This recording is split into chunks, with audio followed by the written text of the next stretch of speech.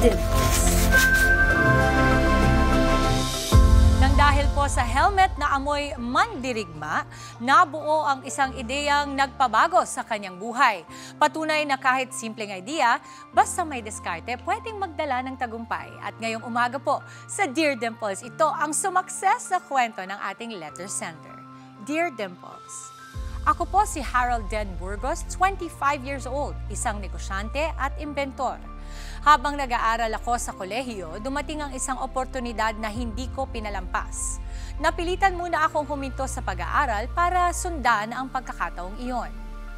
Dito ko naimbento ang kauna-unahang helmet cleaning vendo sa Pilipinas.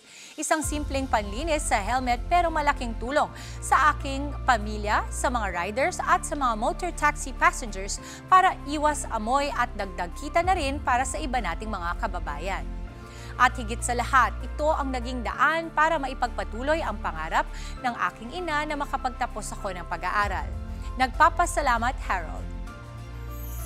At ngayong umaga nga po, makakasama natin ang self-made millionaire, youngpreneur at inventor ng Go Clean Helmet Cleaning Vendo Machine na si Harold. Good morning, kapatid. Good morning po.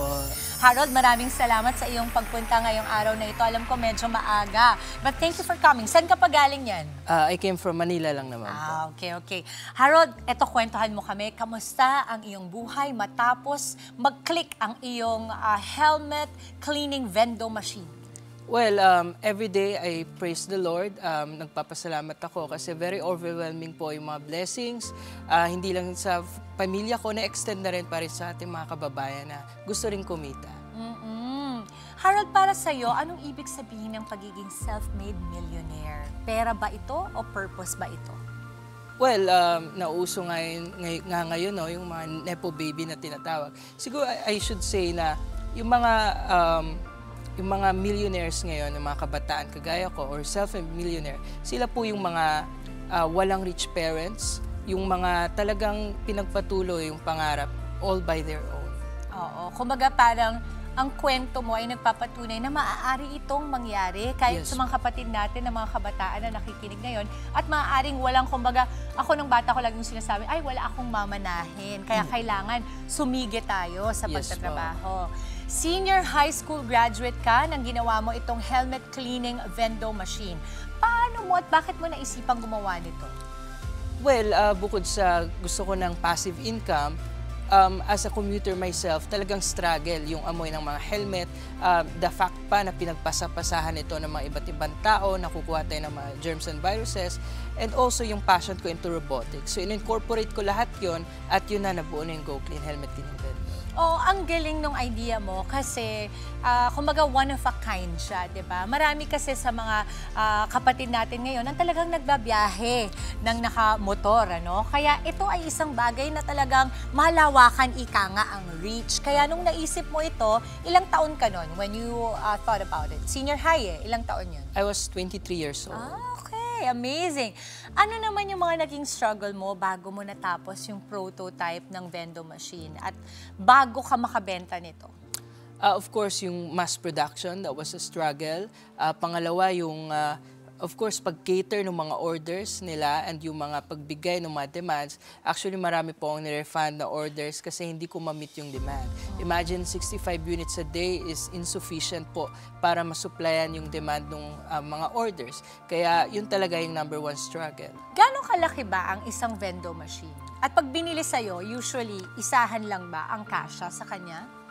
Yes, it's good for, kasi 25 pesos po yung paghulog niya. So, good kumbaga, for one item. coins siya. Yes po. Naku, alam mo, meron akong best friend sa college na sa kanila naman, parang labahan, tapos coins, pakalaki ng kita. Oo. Yes So, po. 25 pesos kada linis. Yes po.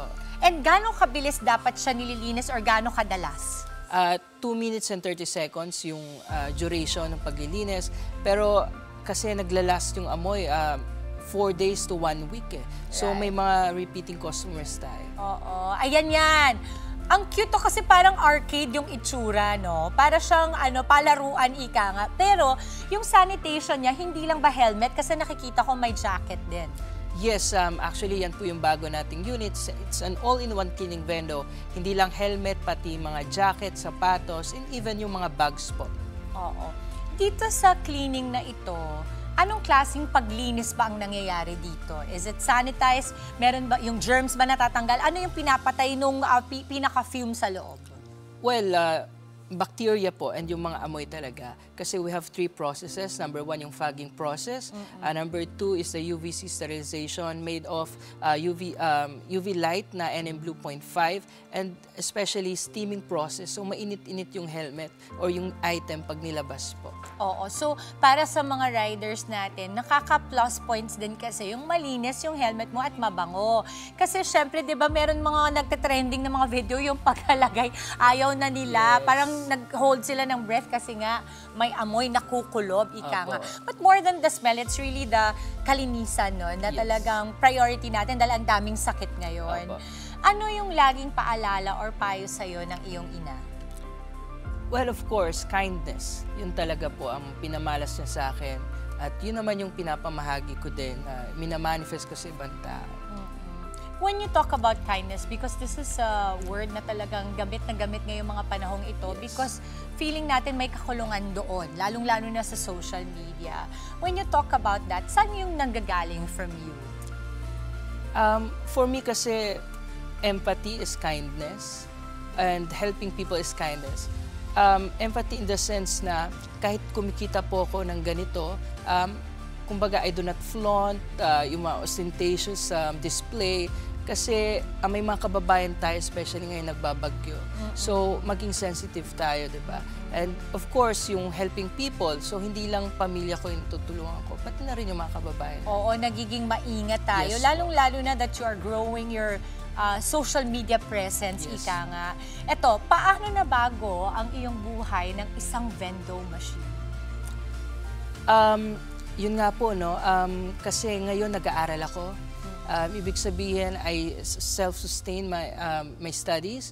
At the same time, I was able to invest sa real estate and Yes, farm you and were resort mentioning. po. Yes Oo. po, which I got inspired by you, no? Thank you. Kasi you also have a farm and Oo. napanood ko po yung vlog nyo. Talagang nakakatuwa. Ang sarap magkaroon ng farm, especially with your family po.